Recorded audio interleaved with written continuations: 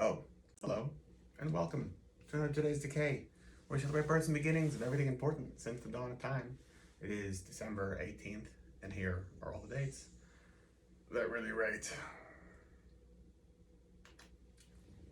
1886, on this day, the Maracaibo UFO incident occurred in Venezuela.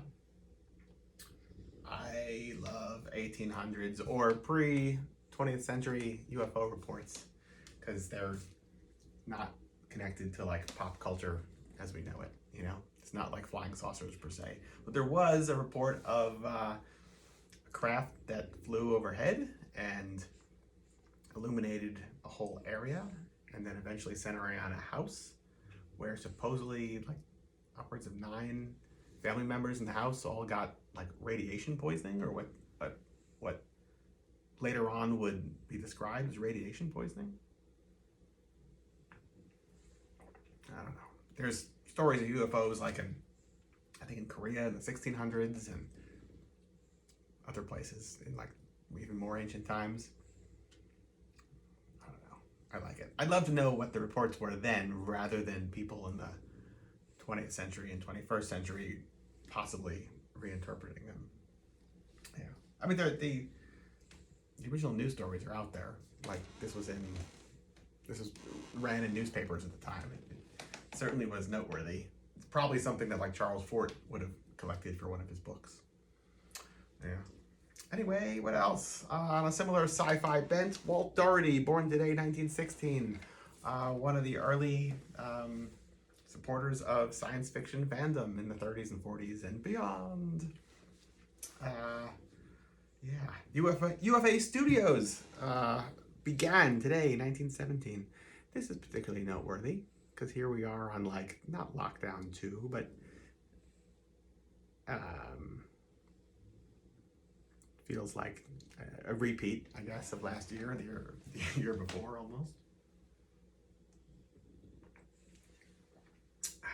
And so 1917, UFA Studios first starts, and that's, you know, at the very, very tail end of World War One, and they would have just started going through what became the flu epidemic of like 1918. And then this whole culture that I'd say UFA Studios reflected, like the German expressionist Weimar Republic culture, is probably, you can't say it ain't, a direct reflection or response of the horrors of World War One and the effect of the flu epidemic and how many people died and those that were able to live through all of this in broken, shattered bodies in a lot of cases. And so you get films like Nosferatu, Metropolis, Destiny, The Last Laugh, and all the German expressionist key films were UFA Studios. And how interesting to think that like this is the most full experience you could have for Weimar Germany, because everything else is lost. You know, I mean, you can't transport back in time and like sit in a bar and watch some crazy band or live performance of some kind or another. All right, there's records, but you know, I don't know. In my opinion, film captures it more than a record does. So, funny how, I guess you could say, here we are settling in to sit at home for at least the next couple of weeks, if not longer. And 100 years ago, people were struggling with these same things, and then went out when it was done and they beat it and created great artwork that will live on forever, right? Or close enough. Nothing lasts forever. Yeah. What else? What else? Oh, Martin Rev, born today, 1947. Did you know it takes 2 people to commit suicide? Martin Rev, Alan Vega, jokes. These are the jokes. Yeah.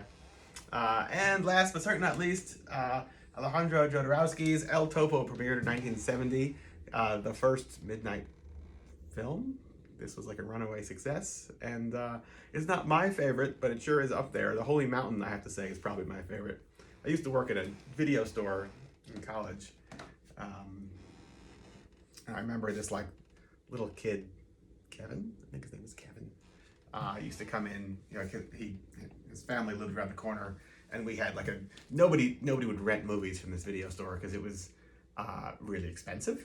And it was a really annoying deal where like you could only have it for 2.5 days, but it'll cost you X numbers of dollars. You can only rent like a movie at a time. And me and my roommate would like bring in rare stuff and make pretend boxes for them there and like make copies because it was like really rare, something from Japan or wherever that you couldn't get in America at this point. So this video store was filled with great stuff and nobody came in and rented things, but we did have dog treats behind the counter, so people would come in with their dogs and I got to give them dog treats. So one of the only people that would come in and also not rent things was Kevin, and we had a big television, and I would have Jodorowsky's The Holy Mountain on like repeat most days of the week, and I still wonder to this day whatever happened to that kid. Did I like warp his mind? Did Jodorowsky warp his mind? I don't know. Anyway, that's it. The whole day. From me to you. Till tomorrow. Goodbye.